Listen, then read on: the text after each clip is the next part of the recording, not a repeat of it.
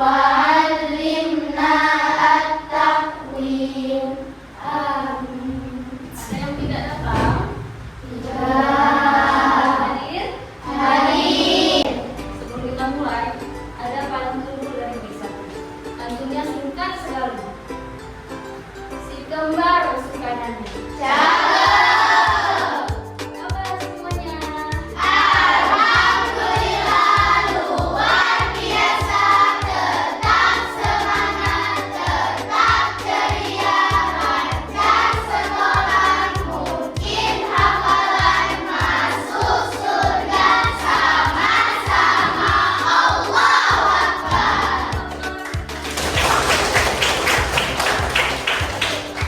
Luar biasa semangat paginya hari ini.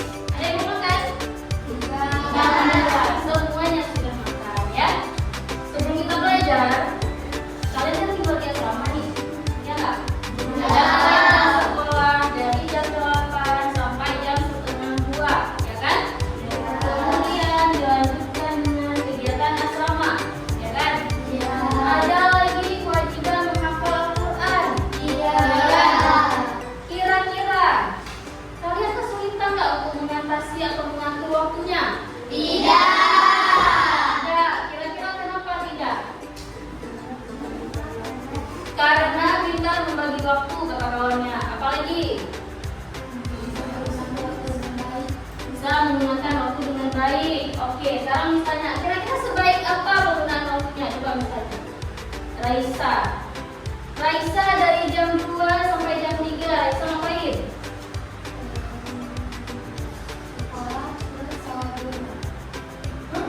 Dari jam 2 siang sampai jam 3 siang Raisa ngapain?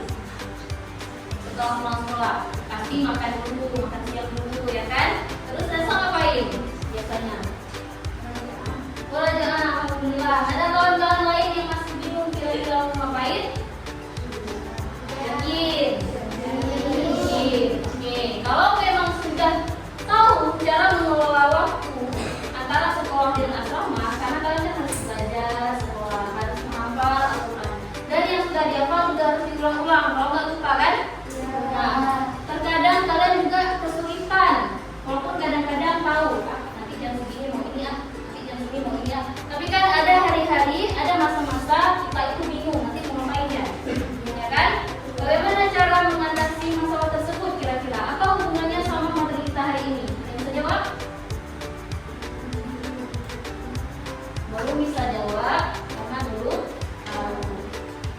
Hari ini kita akan pelajari tentang berpikir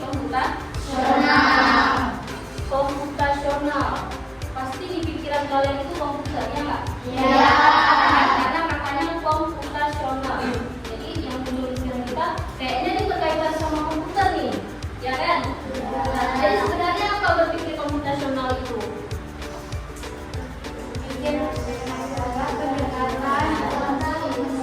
Berpikir komputasional itu berpikir seperti komputer, seperti.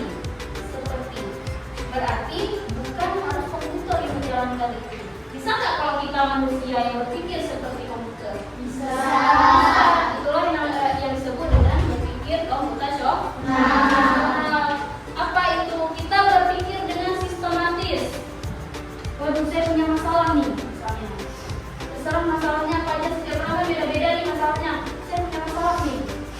Kira-kira apa langkah pertama kita untuk mengatasi masalah tersebut?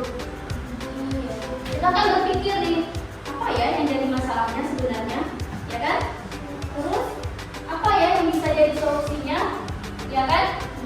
Jadi kita berpikir masalahnya apa yang perlu saya pertimbangkan, apa yang bisa jadi solusinya, ya kan? Ternyata setiap harinya kita sudah menjalankan atau melaksanakan praktik berpikir komputasional, ya nggak? Iya. Karena kita sering berpikir, misalnya, waduh telat bangun nih, orang-orang udah sholat tahajud, kan sholat tahajud kan? Orang-orang udah sholat tahajud, kemudian telat bangun. Kira-kira apa yang kita lakukan ketika kita telat bangun? Cepat-cepat. Berarti saya harus cepat-cepat bangun, pergi wudhu, terus pakai mukena langsung ke musola supaya sempat ikut kawan-kawannya sholat tahajud. Jadi sebenarnya dalam keseharian kita sudah mempraktikkan itu.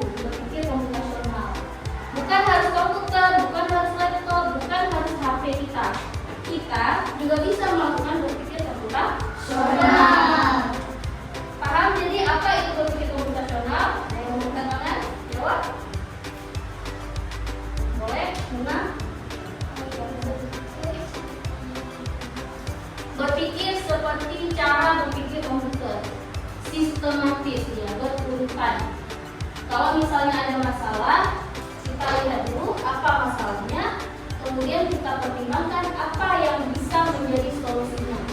Jadi ketika kita berpikir apa ya solusinya, sebelum kita berpikir solusinya, kita pasti pikir dulu, ini kira-kira apa yang perlu saya pertimbangkan.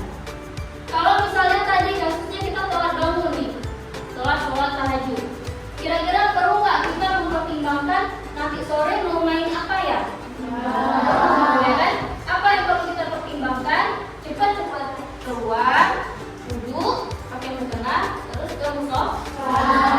Kita tidak perlu mempertimbangkan hal-hal yang tidak berkaitan sama telat sholat tahajud tadi, ya nggak? Iya.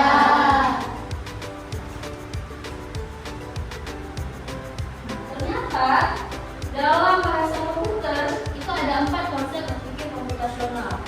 Kita sudah melaksanakan 4 konsep ini.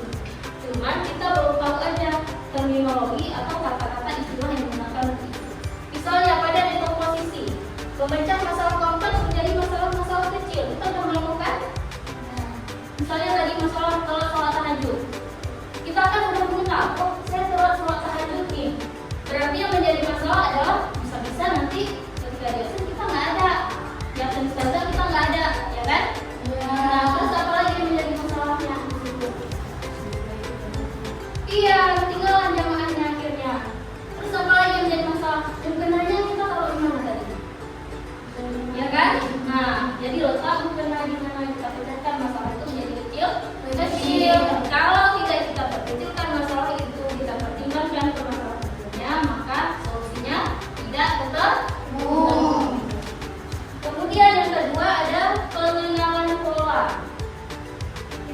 Harusnya kita udah tahu kan, kita sholat tahajud jam 4, jam 4.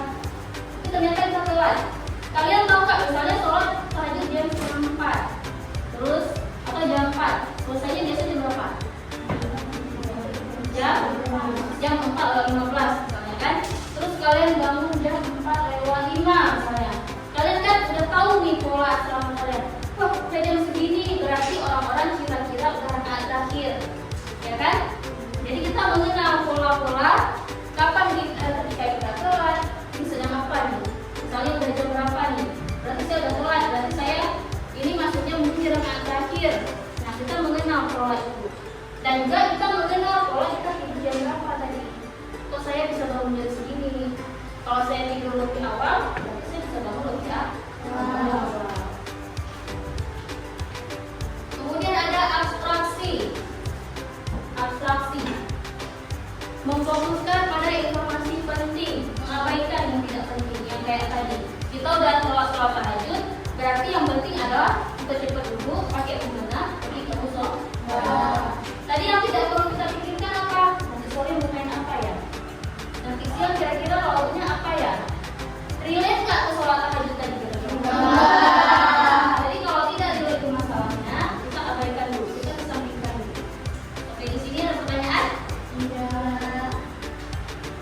Yang terakhir, algoritma merancang serangkaian langkah-langkah terstruktur. Langkah-langkah terstruktur. Kayak tadi, ini telat bangun. Berarti pas diajak udah jam 4:05 nih. Berarti kawan-kawan sudah rakaat terakhir mungkin.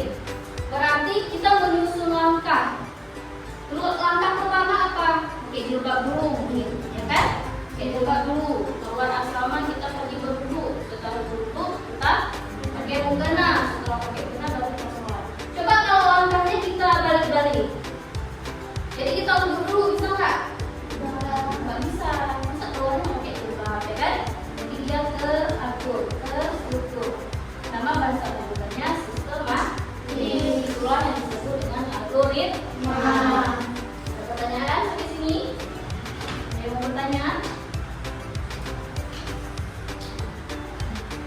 Bagaimana aplikasi? Ya. Bagaimana aplikasi dalam kehidupan sehari-hari di contoh tadi?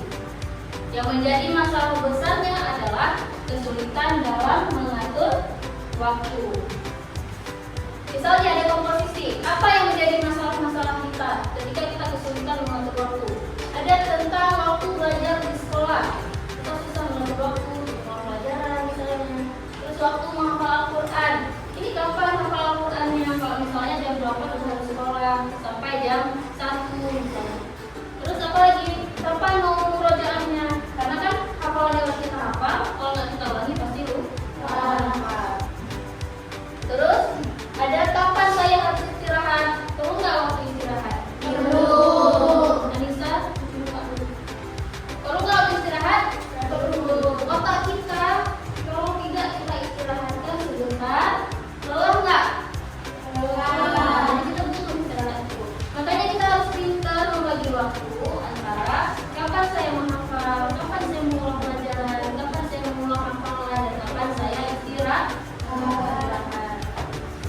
Nah ini dia pengenalan pola. Tadi kan kita punya 24 jam.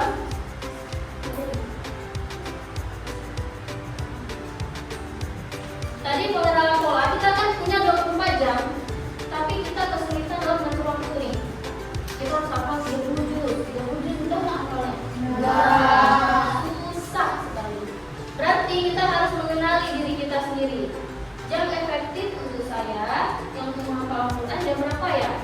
Biasanya dia subuh dan maghrib. Kemudian kita mengenali diri sendiri. Kira-kira yang efektif untuk saya dalam mengulang pelajaran sekolah jam berapa ya? Itu kita mengenali pola diri kita sendiri. Kita mengenali pola diri kita sendiri sambil mengikuti kegiatan di asrama. Kemudian ada atraksi, fokus pada konsistensi pada menghafal. Nah, jadi udah hafal, misalnya kita udah menerapkan berpikir komputasional, kita udah menerapkan nih. Kita menerapkan hari ini. Baiklah, hari ini sampai jam 1 saya belajar di sekolah. Kemudian jam 2 sampai jam 3 misalnya saya belajar hafalan tadi pagi.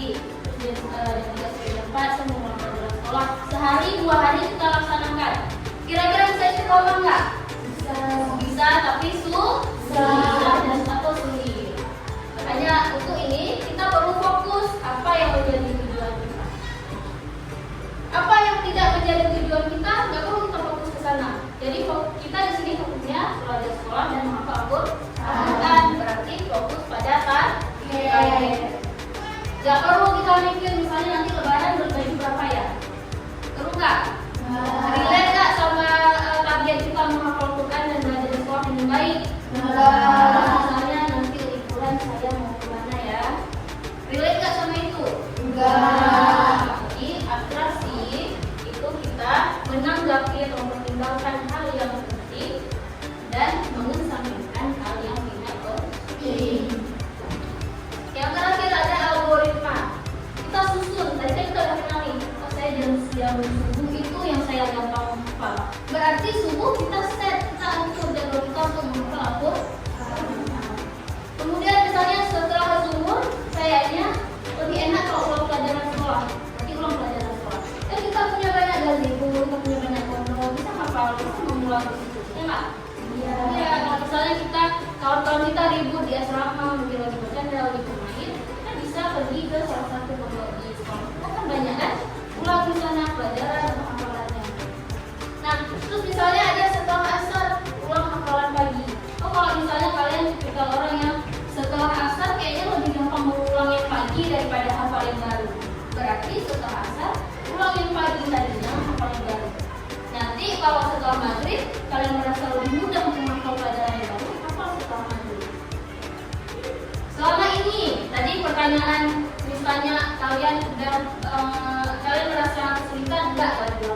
Selama ini udah dijalankan belum algoritma yang seperti ini? Sudah. Semuanya? Sudah. Sudahnya tapi sudah, gitu ya, kayak sudah atau belum gitu ya.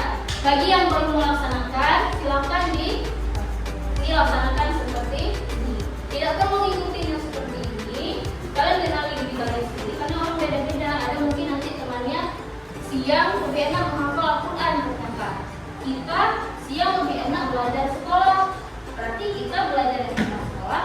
Kalau kita belajar menghafal Al-Quran, tidak perlu ikut itu kawan. Kita cukup mengenali diri kita sendiri. Coba bertanya sekarang. Siapa di sini yang kelas satunya punya target menghafal 15 juz? 15 juz. Bisa nggak 15 juz? target 10 juz. 10 juz. Kalian kan di sini 3 tahun, ya enggak? Ya kan? Kelas 1, kelas 2, kelas 3. Al-Quran kita punya berapa juz? 30 juz. Kalau kita pasang, kita buat algoritma ini, berarti dalam setahun kita harus mencapai berapa juz? 10 juz. Terus 10 juz dibagi 12 bulan berapa? Minimal dalam 1 bulan kita sudah menghafal 1 juz. 1 juz berapa lembar? Berapa halaman dia? 10 lembar atau 20 halaman. 1 bulan berapa hari?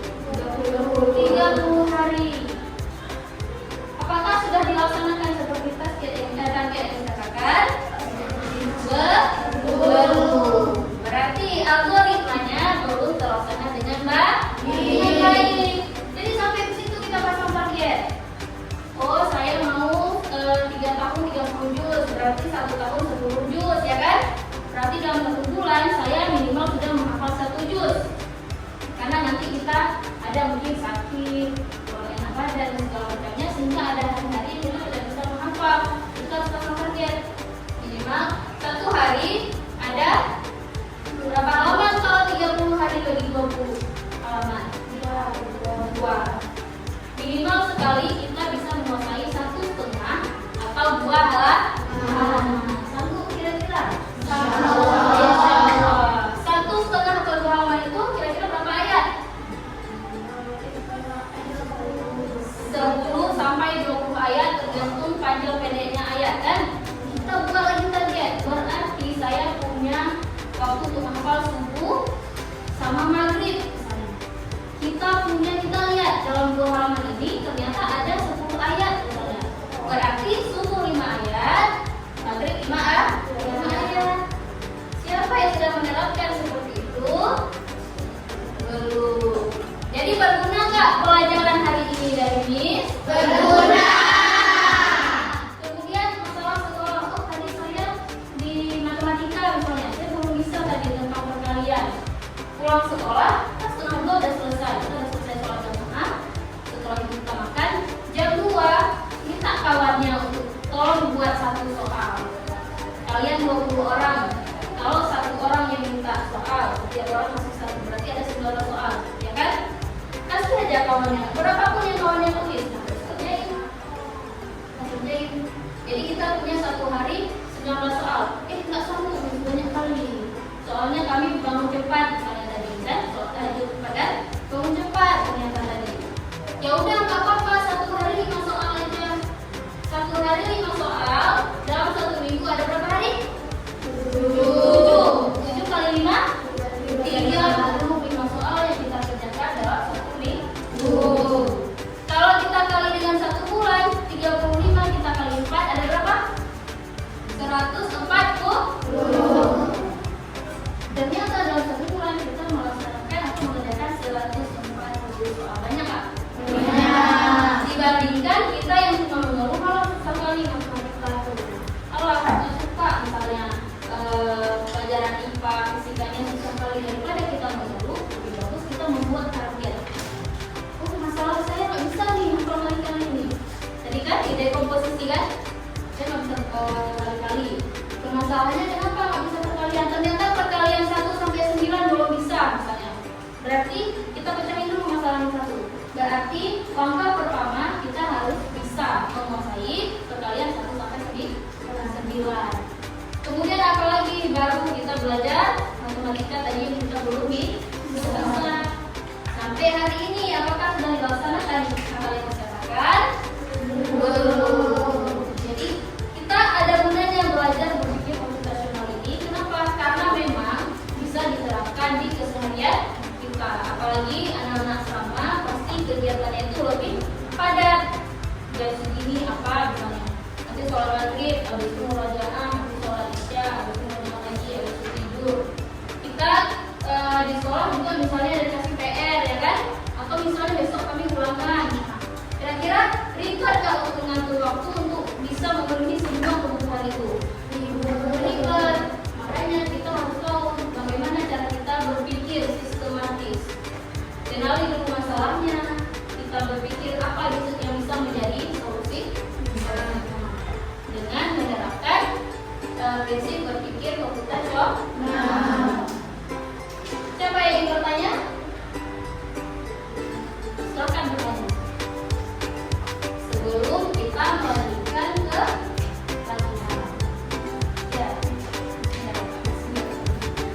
Siapa yang ingin bertanya? Nadifa ada pertanyaan? Sudah. Oke, sejauh ini aman. Berarti ya.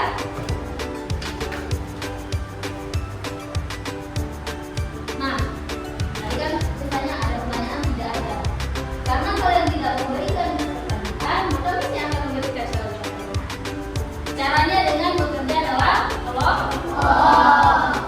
pembagian kelompoknya berdasarkan warna origami. Biar jawabnya bisa terlihat.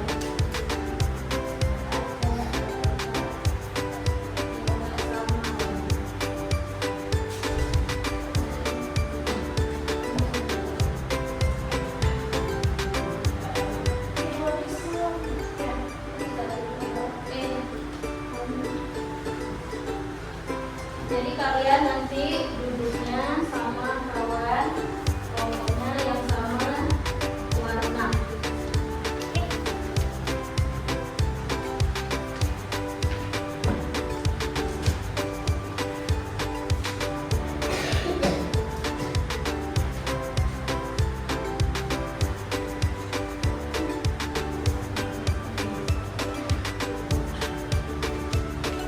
Bisa berapa?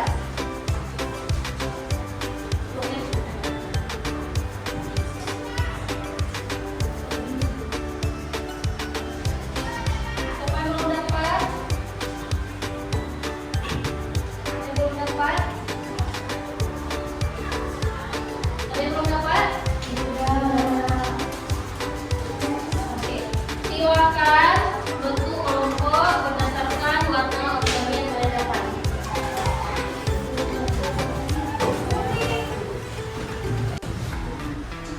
Oke, sekarang semuanya sudah di kelompoknya masing-masing. Ini kelompok warna hijau. Ini ini Biru. kita tangan untuk kelompok dulu. Sebelum kita melakukan latihan kelompok, kita mau main dulu. Ada yang nggak mau main? Ada yang nggak mau main? Enggak. Bagaimana mainnya?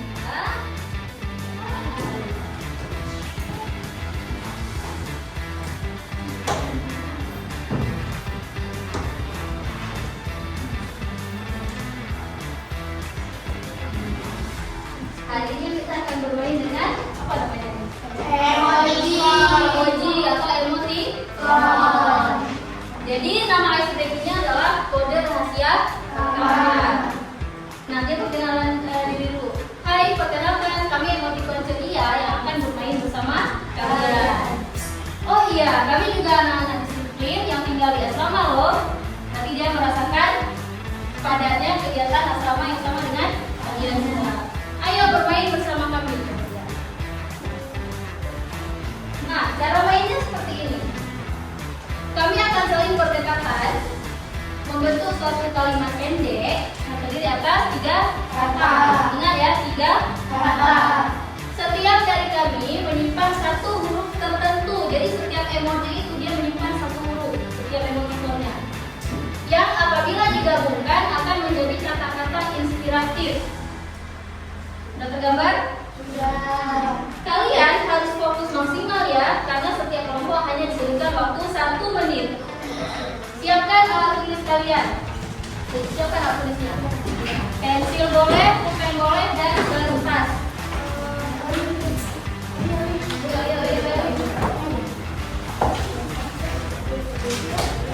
Kemudian kalian konsentrasi, bisa jadi ini giliran kelompok menjadi kelompok terancam.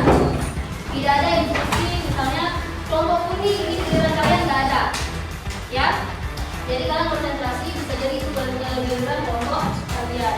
Sudah siap untuk bermain? Sudah. Suaranya besar. Sudah siap untuk bermain? Sudah. Bermain. Ya. Nah, susunlah menjadi kalimat. Ini ada deretan emoticon. Kan tadi setiap emoticon itu menyimpan satu huruf. Kira-kira susunan emoticon ini membentuk kalimat. Ada 5 satu ini.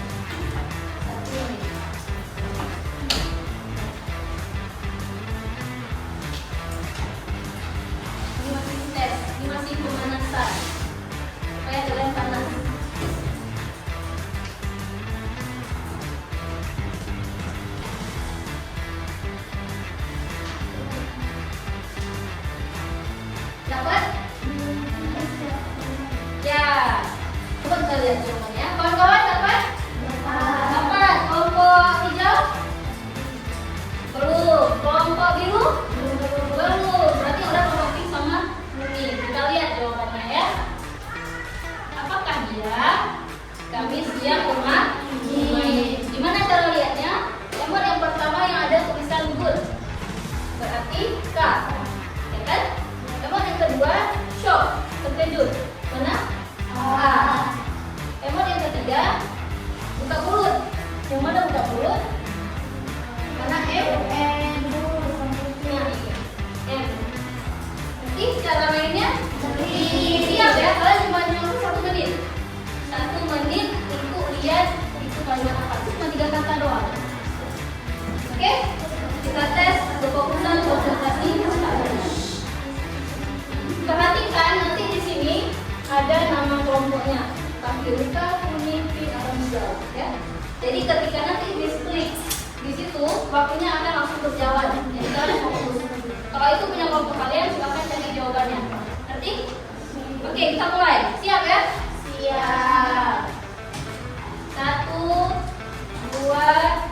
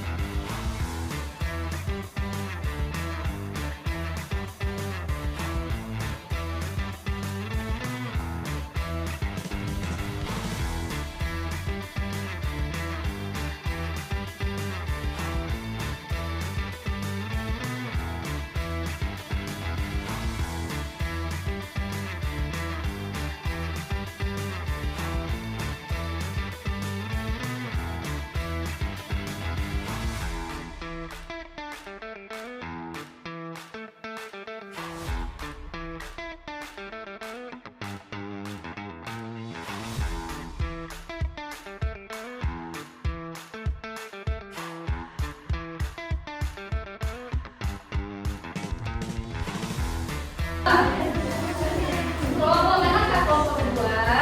1, 2, 3.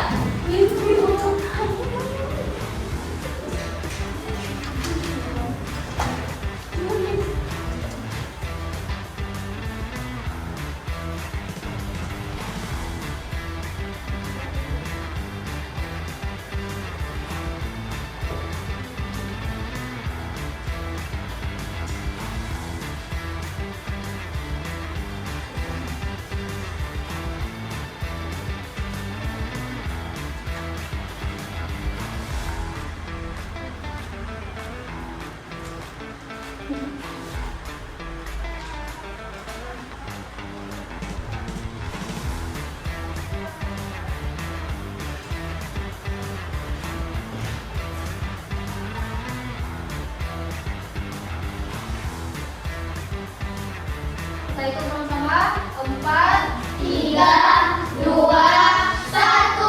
Coba kelompok biru jawabannya. Belajar bangsa teguh. Siwa satu kata. Serta obrolan.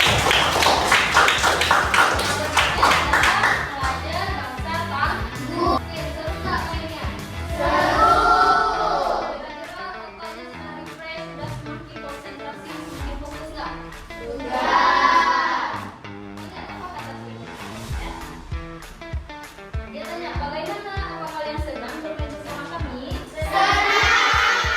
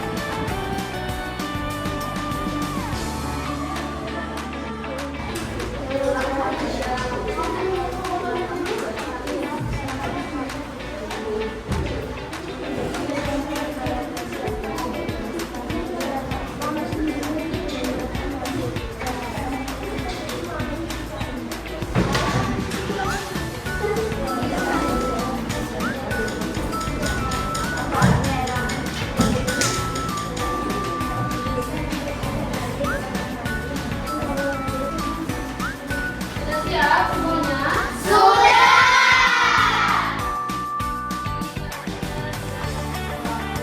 Nanti insya Allah kita presentasi hari Senin depan, ya. Minggu depan kita presentasi. Setiap anggota kelompok silakan presentasi terbaik. Oke. Sebelum kita tutup kelasnya, mau ada yang kasih kesimpulan dulu tentang pembelajaran kita hari ini. Perwakilan setiap kelompok 1 orang.